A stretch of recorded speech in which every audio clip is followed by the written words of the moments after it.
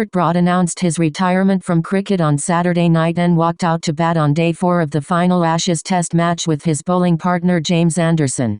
It was an emotional day in South London, with the pair stepping out to receive rapturous applause from the crowd inside the KIA Oval and a guard of honour from Australia.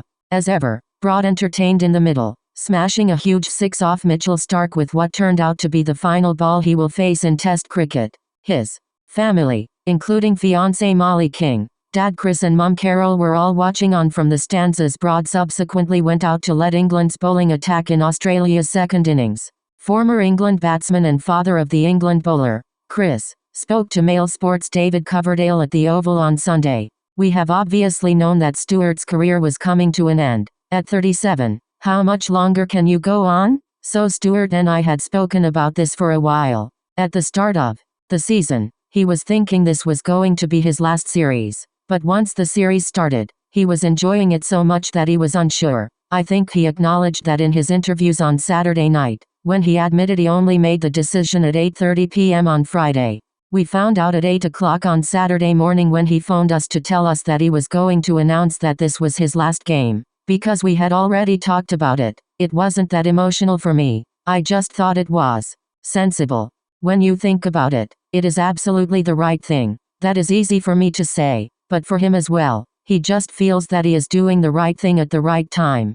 It's a brave decision when you are still fit enough to play, but he has got to feel in his gut what the right thing to do is, and he has made that decision, and I think it is the brave and correct one. He loves the occasion, and there is no bigger occasion than an Ashes match in England for him to be able to say goodbye. It is brilliant.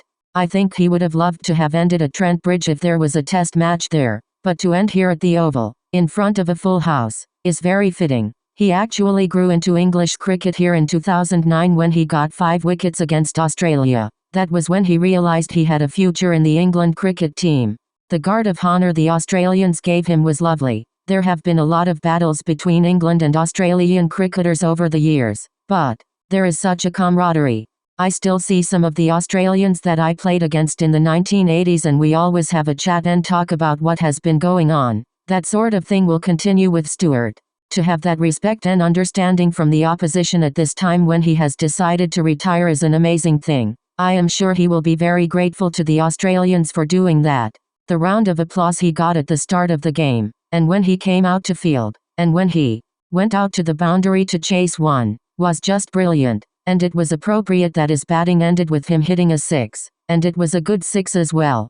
He acknowledged us sitting up here, and I think he is soaking up everything he possibly can in these last couple of days. It is great because those memories will stay with him forever. It will be sad if we don't get a result of some sort at the end of this game and it ends up being a damp squib. Stuart has had an extraordinary career. He wanted to get to 100 Test matches, but to get 67 Test matches over that, and still be bowling as well as he has always bowled, perhaps even better than he has bowled, is just amazing. It is testament to his physical fitness and the setup of the England cricket side that both he and Jimmy Anderson have been able to go on as long as they have done, when so many other bowlers have fallen down the wayside because of injury. Jimmy is carrying on amazingly for 41. Those two are just extraordinary animals. They really are.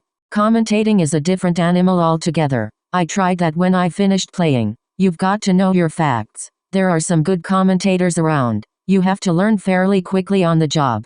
But I am sure he will be given every opportunity to learn the process. They don't have a bowler on Sky's commentary team now, so they need one to give a bowler's perspective, which is great. We will wait and see how he does.